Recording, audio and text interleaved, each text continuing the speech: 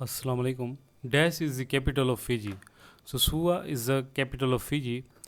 Which ghazwa is mentioned in Surah Al Imran. तो ग़ज़वा ओहद जो है ना वो सूरह अल इमरान में मेंशन है। ये 3 हिजरी का हुआ। इसका थोड़ा सा पस मंज़र मैं आपको ये बता दूंगा। ग़ज़वा ओहद ना ये ग़ज़वा बदर की वजह से जो है ना हुआ, क्योंकि ग़ज़वा बदर में कुफ़ार के 70 जो है ना सरदारों को मार दिया गया था। और जो कुफ़ार थे उनके दिल में था कि हम ज़रूर मुसलमानों से बदला लेंगे। तो इसलिए उन्होंने कोशिश की कि मुसलमानों को ओहद में बदला लिया जाए। इसके लिए अबू सुफियान की बीबी हिंद का भी बड़ा यहाँ पे किरदार है कि वो अपने वालिद भाई का बदला लेना चाहती। उतबा शेबा और वलीद जो उसके मतलब भाई वालिद वगैरह थे, चाचा थे। तो उसने वैशी जो उसका ग़ुलाम था उसको कहा था कि तुम हज़रत हमज़ा को अगर मार दोगे तो मैं तुम्हें आज़ाद कर दूँगी। तो इसका जंग ओहद में 3,000 आदमियों के साथ जो है कुरैश आए। और इस जंग के लिए मुसलमानों के पास जो तादाद थी वो 1,000 थी, जिसमें से अब्दुल्ला बिन अबी मुनाफिक था। वो ऐन उसी वक्त जबकि जंग मतलब जिस दिन होनी थी 300 आदमी लेकर मदीना चला गया, यानी कि वहाँ से वो भाग गया। तो इस तरह मुसलमान सिर्फ 700 मुसलमान वहाँ जो थे वो बाकी रह गए। तो इस तरह आप सल्लम ने इस गज़वे में मुसलमानों को काफ़ी नुकसान उठाना पड़ा था। उसकी वजह यह थी कि आप सल्लल्लाहु अलैहि वसल्लम ने ये वही गज़वा है जिसमें आप सल्लम ने ड्यूटी लगाई थी पहाड़ पे कुछ तीरंदाज़ों की। जब तीरंदाज़ों ने अपनी ड्यूटी छोड़ के माल गनीमत, क्योंकि ज़ाहिर सी बात है कुफ़ार पसपा हो गए थे, देखें सिर्फ 700 तादाद थी फिर भी मुसलमान गालिब थे, उनका ईमान था। तो जब वो भागने लगे तो वो जो तीरंदाज थे उन्होंने कहा कि अब तो हम जीत गए हैं। मगर इसी दौरान कुफ़ार में, क्योंकि उस वक्त हज़रत खालिद बिन वलीद जो थे वो मुसलमान नहीं हुए थे, तो वो कुफ़ार की तरफ से लड़ रहे थे। तो उनने जब देखा कि मुसलमान जो हैं यहाँ से उतर गए हैं ये तीरंदाज, तो उन्होंने हमला कर दिया और वहाँ मुसलमानों को काफ़ी नुकसान उठाना पड़ा था। नेक्स्ट ऑप्शन है what was when was the Quaid Azam elected as the president of first constitution assembly August 11 1947। ठीक है। River Nile flow through which of the following cities. तो ये कैरियो, रिवर नील जो है वो कैरियो जो इजिप्ट में है यहाँ इसमें बहता है। What does the phrase putting the carts before the horse means? To do something contrary to conventional, यानी कि ऐसा कोई काम करना जो अमूमन वैसा नहीं होता, उसकी वजह से काम भी रुक जाता है। मसलन फॉर एग्जांपल देखें, जैसा कि अब एक बग्गी होती है, आपने देखा होगा बग्गी, उसके आगे एक घोड़ा लगा होता है, वो बग्गी को खींचता है तो वो बग्गी आगे चलती है, जाहिर सी बात है मूवमेंट होती है। मगर अगर हम उस बग्गी और घोड़े का आपस में यानी कि दोनों को एक दूसरे के सामने खड़ा कर दें तो वो जाहिर सी बात है वो बग्गी नहीं चलेगी, ना वो घोड़ा चलेगा।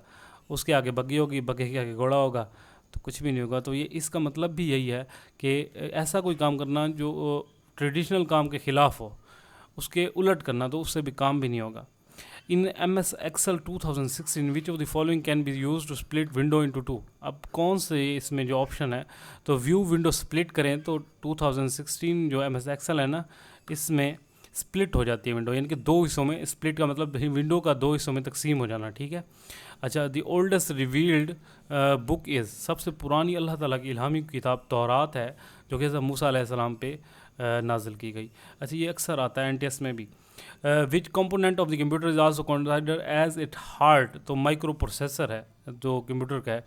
विच was the first gulf state was recognized Israel, तो बहरीन, जो ये तीनों में से गुल्फ स्टेट्स हैं तो बहरीन ने इसराइल को रिकॉग्नाइज कर रहे हैं। विच of the following window does not have start button, तो ये विंडो 7 का नहीं होता, विंडो विस्टा के भी होता है, विंडो 7 का होता है, विंडो विस्टा का भी होता है, लेकिन विंडो 8 का नहीं होता। अब 31 देखते हैं कि to create table of the column and rows for statistic और मैथमेटिकल कैलकुलेटिंग, तो वो कहते हैं कि यहाँ पे है कि वो कौन सा एप्लीकेशन है, कौन सा सॉफ्टवेयर है जो यूज़ किया जाता है जिसमें कैलकुलेशन भी होती है, स्टैटिस्टिकल यानी कि जिसमें हम वैल्यू इवेल्युएट कर सकते हैं, तो MS Excel है। ठीक है। वर्ड पैड में सिर्फ हम लिख सकते हैं, वर्ड परफेक्ट में भी यानी कि यही काम होता है। कोरल ड्रा जो है उसमें हम ग्राफिक का काम करते हैं। ठीक है।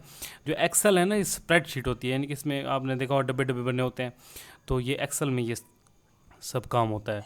तो in the context of Pakistan political and judicial history what does PCO stands for, तो ये है प्रोवेंशनल कॉन्स्टिट्यूशनल ऑर्डिनेंस। ठीक है। अच्छा, इसमें चूज़ द करेक्ट, ये फिर ईडियम है, to fish in a troubled water. अब ये बड़ा अहम ईडियम है और ये ईडियम अक्सर आता है। तो इसका मतलब ये है कि किसी की मुश्किल से फ़ायदा उठा लेना। ठीक है। अब दूसरा परेशानी में आप उसे कुछ चीज़ की ज़रूरत है और वो आपके पास है, तो आप उसे कहेंगे यार तू मेरे लिए ये कर या मेरे लिए वो कर, मतलब उसे एक्स्ट्रा डिमांड करेंगे, ठीक है। तो इस तरह किसी दूसरे की परेशानी से ना फ़ायदा उठा लेना जो आजकल हो रहा है। Which gas present in the earth atmosphere can absorb solar ultraviolet radiations. सूरज की तरफ से जो हमें रेडिएशंस आती है ना, तो वो कौन सी गैस है? वो इन तीनों में कोई नहीं है, ओजोन है। ओजोन जिसका केमिकल जिसका फार्मूला O3 होता है। ये सारी ज़मीन के इर्द गिर्द, ठीक है, फैली, अल्लाह ताला ने फैला दिया। अब ये है क्या? वैसे ये टॉक्सिक गैस होती है, ये भी अगर ज़मीन पे आ जाए तो हम मर जाएंगे फ़ौरन। लेकिन अगर ये क्या करती है, सूरज की तरफ से जो शुआएँ आती हैं ना, अल्ट्रावायलेट रेडिएशन जिन्हें हम कहते हैं, तो उसको ऑब्ज़र्व करती है। अगर वो डायरेक्ट हम पे लगे ना, हमने पहले पेपर में ये पढ़ा था, तो हमें स्किन कैंसर हो जाएगा, जानवरों में तरह तरह की इसमें बीमारियाँ होती हैं। 35 है, Quaid Azam resign from the Congress in the year 1920, ठीक है। कायद आज़म ने रिज़ाइन किया। कांग्रेस क्या करती थी, वो सिर्फ हिंदुओं का ही देखती थी, वो उसको सिर्फ मुफाद हिंदुओं का पसंद था। तो कायद आज़म ये चीज़ भाप कहे थे, तो कायद आज़म ने बिल्कुल छोड़ दिया। हालांकि कायद आज़म पहले चाहते थे कि हिंदू मुस्लिम यूनाइट हो, लेकिन उन्होंने देख लिया था कि हिंदू किसी सूरत भी मुसलमानों की आज़ादी के ख़िलाफ़ हैं। वो नहीं चाहते कि मुसलमान हर चीज़ करें, वो कहते थे कि हम ये हमारे महकूम रहें। सो रेनफॉल इज़ मेजर यूजिंग जो रेन, अच्छा ये इंस्ट्रूमेंट्स का अक्सर पूछा जाता है किसी ना किसी, तो रेनफॉल जो है ना, इसको मापने के लिए रेन गेज होती है, ठीक है। अब जो ये होती है, ये रेन गेज होती है, ठीक है, आप उसे देख लेंगे, रेन गेज होती है, इससे हम वो मापते हैं कि कितनी रेन हुई है, कितनी बारिश हुई है।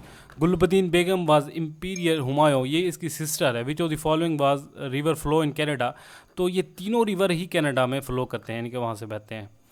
विच part of world is known as the great Britain of Pacific, Japan, ठीक है, जापान कहलाता है great Britain of Pacific. Increase level of SGOT and AST in blood, अच्छा ये खून में अगर SGOT और AST का ज़्यादा हो जाए ना, तो हेपेटाइटिस होती है। हेपेटाइटिस होता क्या है कि लीवर को ये चीज़, इसका इंक्रीज़ जो होना लीवर को बहुत नुकसान पहुंचाता है, ठीक है। तो नेक्स्ट पेपर में देखते हैं।